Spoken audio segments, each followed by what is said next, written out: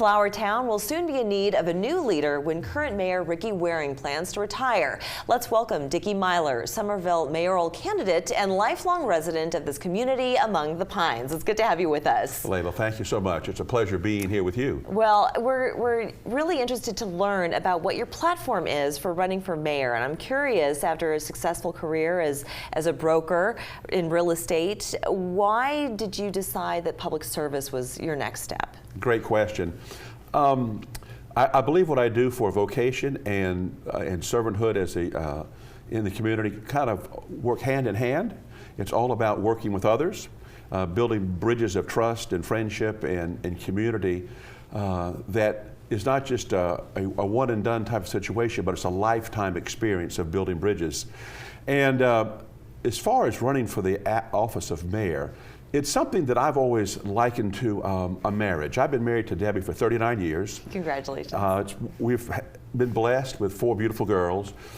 But as the years roll on and the seasons change, I find myself loving her more and more because you peel back the layers of that personality and really get to the heart. Likewise, Summerville, since I was born and raised there, it's part of my DNA. I love it. And you've seen it change a lot. There's been a lot of change, Layla. There has. A lot of good, positive change. And right now, Summerville, like a lot of towns that are exploding with growth, are experiencing what I would call birthing pains for the new chapter.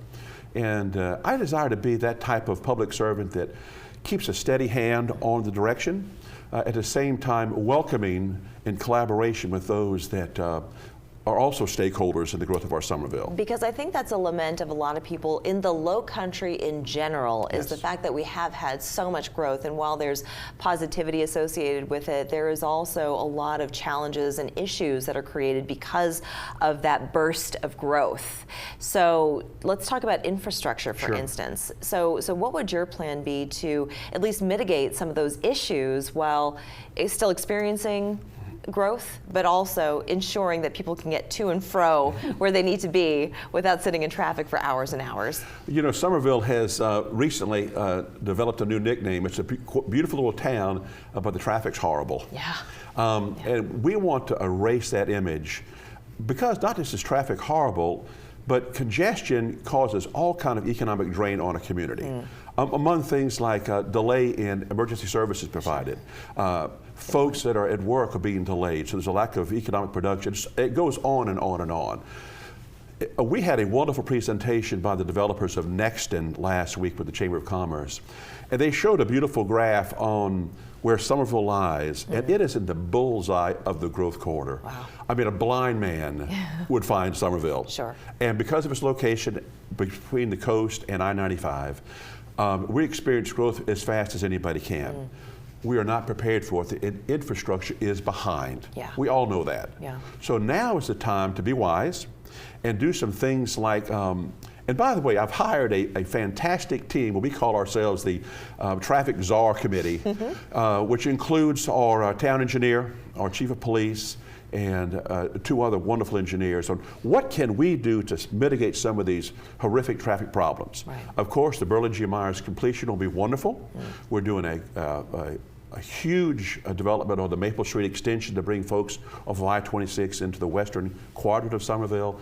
All those will help, but not totally relieve. So we're going to do some other wonderful things like road design, new bus lines, really build up the pedestrian areas and bicycle paths, things that are all livability issues. And professionally speaking, as a broker, someone who's been involved in real estate for your entire career, how do we maintain, though, the community among the Pines? Because sooner or later, we're going to lose all the Pines. We want to make sure that we still stay true to just the heart of what Summerville actually is. Layla, just the word Flower Town of the Pines, it rolls off the tongue like honey.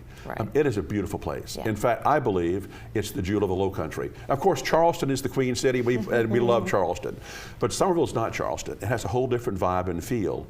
So how do we protect it? And that's what my platform is. Preserve, protect, and then promote. I want my grandchildren to love Summerville. Yeah. So we have to do some things to do that, but I want them to have a Summerville they can actually breathe the pine. Yeah. And so we want to increase the tree canopy and other things, the green space. Yes, exactly. Yes. So creating a balance. Absolutely. For people who want to get some FaceTime with you, you do Yes. have a meet and greet on Tuesday, July 18th. So we're going to put the information up on our screen. Thank you. And for anybody who wants to donate to your campaign or learn more about you, they can go to your website. Yes. Thank you so much, Mr. Miler, for joining us. Layla, thank you. It's been an honor.